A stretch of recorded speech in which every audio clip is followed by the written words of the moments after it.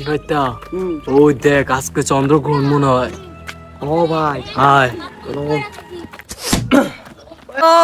বড় একটা সঙ্গ ছিল, এই সঙ্গ পাই আমার দাদার সাম্রাজ্যত্ব।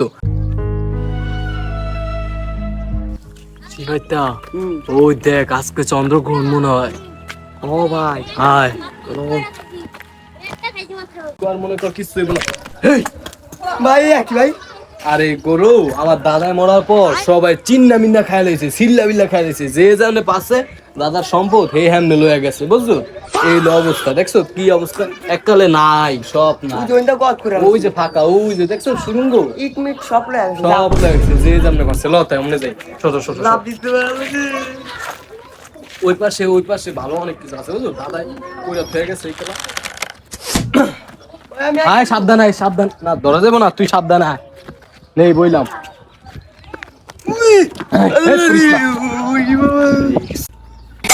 শোন, তুই জানোস আমার দাদাই ইতিহাস করে গেছে, ইতিহাস। কি তেজ করছে ভাই তোমার চক্ষু মিললে দেখো, তোমার কিছু হে পরে না কিছু, ওই যে হ্যাঁ দেখছাও, ওনে বইয়া আমার দাদাই দাদাই রাজত্ব করছে ওই মা টঙ্গে বইয়া। শুনিবা হ্যাঁ।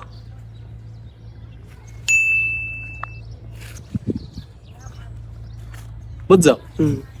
এত বড় আমগো নামটা খ্যাতি ছিল, শোনা আমি এই অত্র মহল্লায় আমরা আছিলাম গ্রামটাই সবার সেরা আর কি।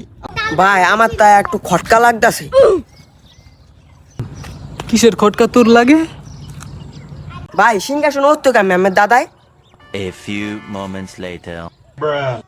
আরে গাদার ঘরের গাদা আমার দাদার ইয়া বড় একটা সঙ্গ ছিল, সেই সঙ্গ পাইয়া আমার দাদার ওই সাম্রাজ্যত্ব, সেই শক্তি তোমার গেরা হয় না এনতে, বুঝছো? আমার দাদায় ফর্মুলা খাইতো না, এর লেগে অত্যাত্ত।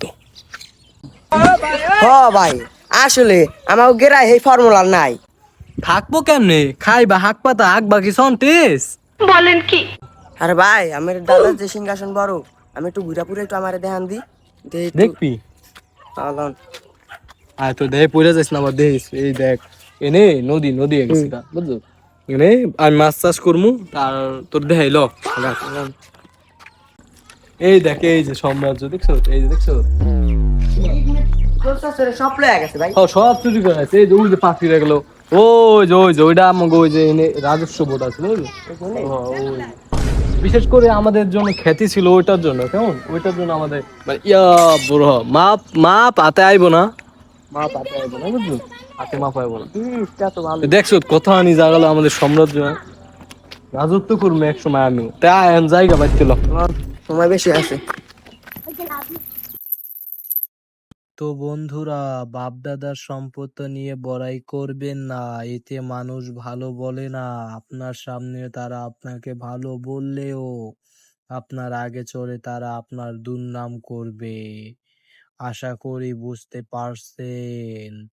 আপনার বাপ-দাদার সম্পদ নিয়ে এতটাও গর্ব করবেন না যাতে আপনাদের মানুষ খারাপ নজরে দেখে। তো ধন্যবাদ, ভালো থাকবেন।